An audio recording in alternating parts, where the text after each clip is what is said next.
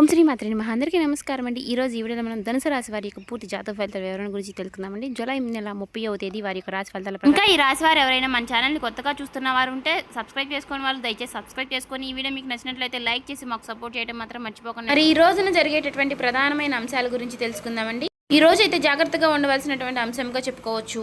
ఎందుకంటే ఈ రోజున మీ జీవితంలో ఒక డెడ్ లైన్గా ఉండబోతోంది.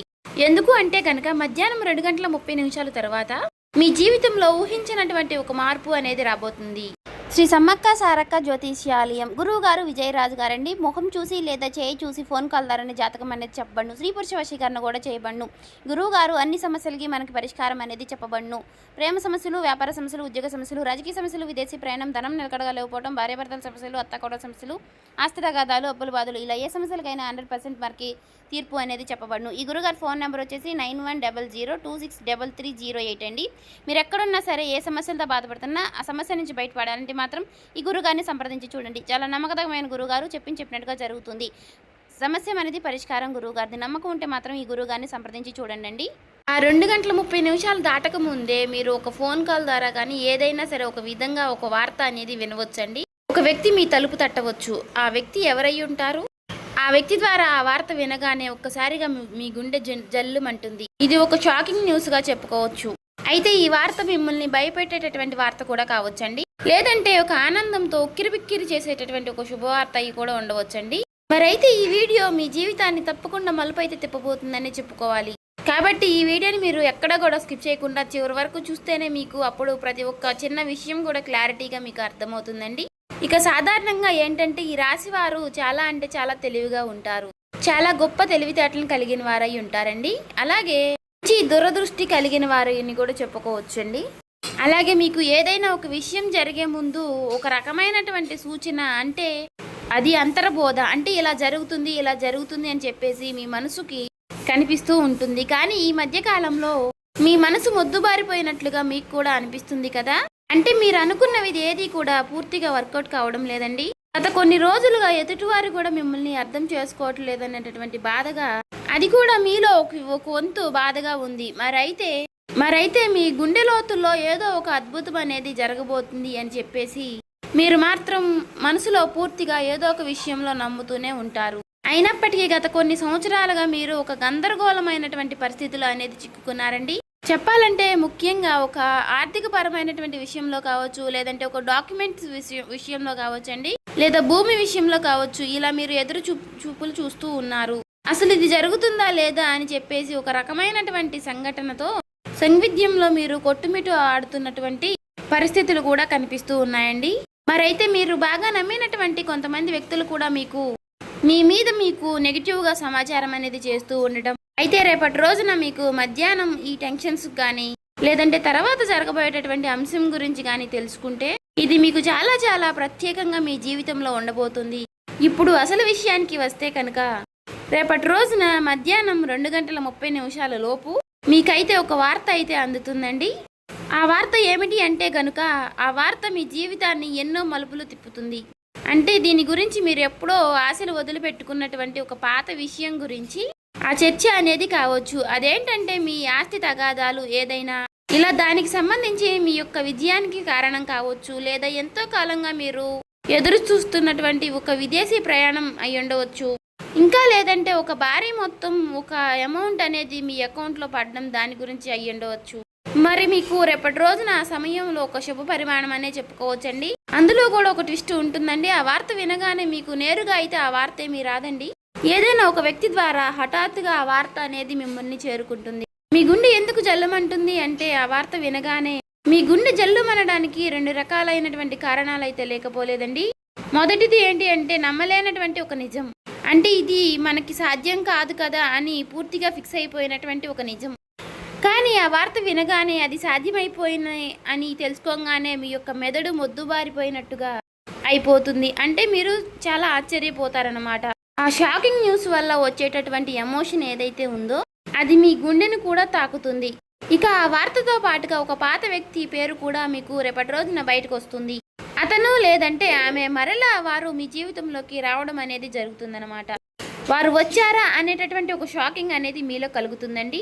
అది ఆనందం, భయం 2 కలగలిపినటువంటి ఒక రకమైనటువంటి ఒక గొప్ప అనుభూతిలాగా మీకు అనిపిస్తుంది. ఈ అనుభూతి కారణంగా మీకు ఊహించిన విధంగా వచ్చేటటువంటి ఆ ఒక్క వార్త కారణంగా మీరు ఒక్కసారిగా ఆశ్చర్యపోయేటటువంటి అవకాశాలు కూడా చాలా అంటే చాలా ఎక్కువగా కనిపిస్తున్నాయండి. అయితే అసలు మరి ఇప్పుడు ఇది ఎందుకు జరుగుతుంది అంటే, ఇప్పుడు మీరు సాధారణంగా మీరు ఈ 2 గంటల 30 నిమిషాల లోపు దీనికి సంబంధించినటువంటి దీనికి కారణం ఏమిటంటే, మీరు గతంలో చేసినటువంటి ఒక రహస్యకరమైనటువంటి ఒక సహాయం అనేది, లేదంటే ఒక ఇన్వెస్ట్మెంట్లో మీరు పూర్తిగా మర్చిపోయినటువంటి పూర్తిగా ఒక పని, దానికి సంబంధించినటువంటి ఒక మంచి ఫలితాలను అయితే మీకు ఇప్పుడు ఇస్తుందండి. మీ వెనుక ఎవరో మీకు తెలియకుండానే ఈ పని అనేది పూర్తి చేస్తారు.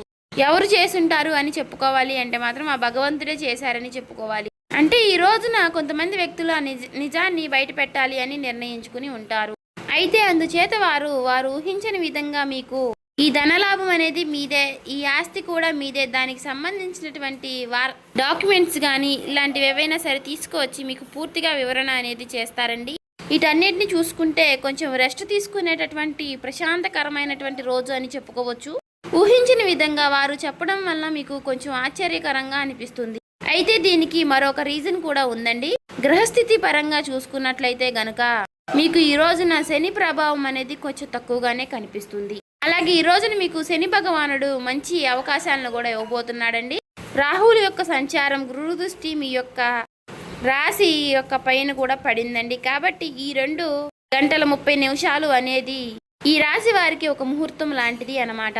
మరి ఈ సమయంలో గ్రహాల యొక్క కలయిక వలన మీకు ఆశ్చర్యకరమైనటువంటి ధనలాభం కానీ, లేదంటే ఒక ముఖ్యమైనటువంటి కీలకమైనటువంటి వార్త వచ్చేటటువంటి అవకాశం, అది కూడా ఆ వార్త నుంచి వచ్చేటటువంటి ఒక లాభం మీకు అన్ని రకాలుగా చాలా అంటే చాలా ఆశ్చర్యకరమైనటువంటి విషయాలను అయితే కలిగిస్తాయండి. అయితే ముఖ్యంగా దీనివల్ల ఏంటంటే, మీరు మీ జీవితంలో ప్రధానంగా చూసుకున్నట్లయితే రేపటి రోజున మీకు ఉన్నటువంటి కొన్ని పెద్ద పెద్ద టెన్షన్స్ కూడా తగ్గుతాయండి. సమాజంలో గౌరవ ప్రతిష్టలు కూడా పెరుగుతాయి. ఆ వార్త వినగానే మీరు ముందు ఎమోషనల్ అయిపోతారు. కానీ ఆ సమయంలోనే మీరు తప్పుడు నిర్ణయాలు తీసుకునే అవకాశాలు కూడా కనిపిస్తున్నాయండి.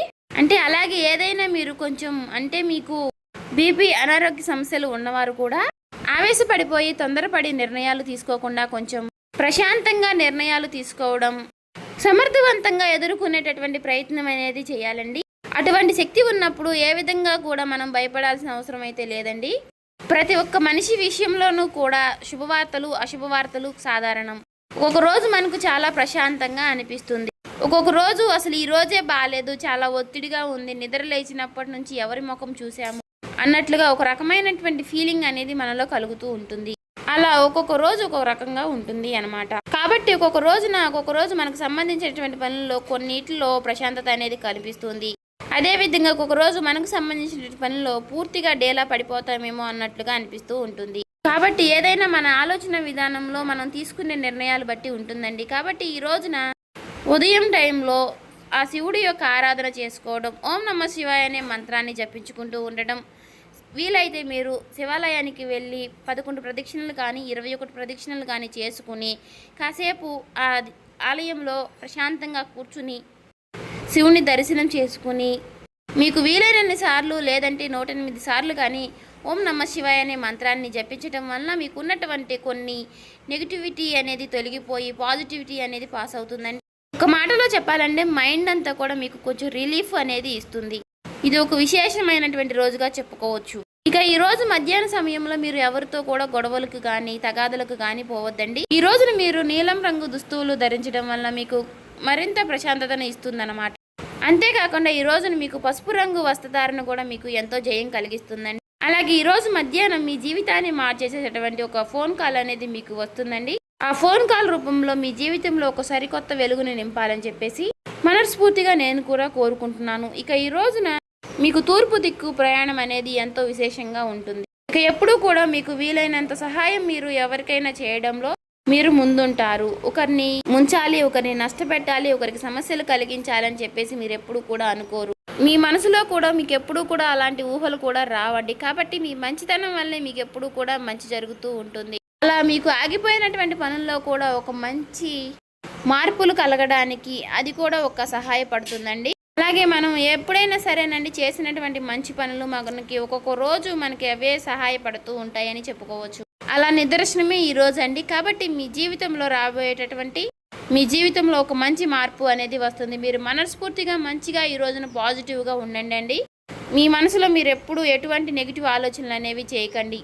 అలాగే మీరు ఏదైనా ఒక విషయం గురించి నిర్ణయం అనేది తీసుకునే ముందు 1కి 4 సార్లు ఆలోచించి పెద్దల యొక్క సలహాలు సూచనలు తీసుకుని జాగ్రత్త నిర్ణయాలు అనేవి తీసుకోండి. అలాగే మీ ఇంట్లో పెద్దల యొక్క ఆశీర్వచనాలతో పాటు మీ జీవిత భాగస్వామి యొక్క నిర్ణయాలని గౌరవించండి. ఇక ఈ రోజున మీరు బయటికి వెళ్ళే ముందు ఆ శివుడి యొక్క బసం కానీ లేదంటే సింధూరాన్ని కానీ ధరించండి నుదుటిన. ఇలా ధరించడం వల్ల మీకు వచ్చేటటువంటి కొన్ని నెగిటివ్ ఆలోచనలు నెగిటివ్ సమస్యలు అనేవి తొలగిపోతాయి. అంతా కూడా పాజిటివిటీగా ఉంటుంది. మీ మనసు కూడా చాలా ప్రశాంతంగా ఉంచుకోనండి. నలుగురితో నవ్వుతూ మాట్లాడండి. ఎవరి మీద కూడా చిరాకు పడడం కోప్పడడం ఇలాంటి పనులు చేయకండి. అలాగే మీకు వచ్చేటటువంటి సంకేతాల ద్వారానే మీకు రిజల్ట్ అనేది చాలా కనిపిస్తూ ఉంటుంది. కాబట్టి మీరు కొన్ని ఏవైనా సరేనండి వచ్చినప్పటికీ వాటి గురించి ఆలోచిస్తూ ఉండండి. సో చూసారు కదండి, ఈ వీడియో కనుక మీకు నచ్చినట్లయితే ఓం శ్రీ మాత్రే నమః అని కామెంట్ చేసి లైక్ చేసి మాకు సపోర్ట్ చేయడం మాత్రం మర్చిపోకండి. ఇంకా ఎవరైనా మన ఛానల్ సబ్స్క్రైబ్ చేసుకునే వాళ్ళు ఉంటే దయచేసి సబ్స్క్రైబ్ చేసుకోండి.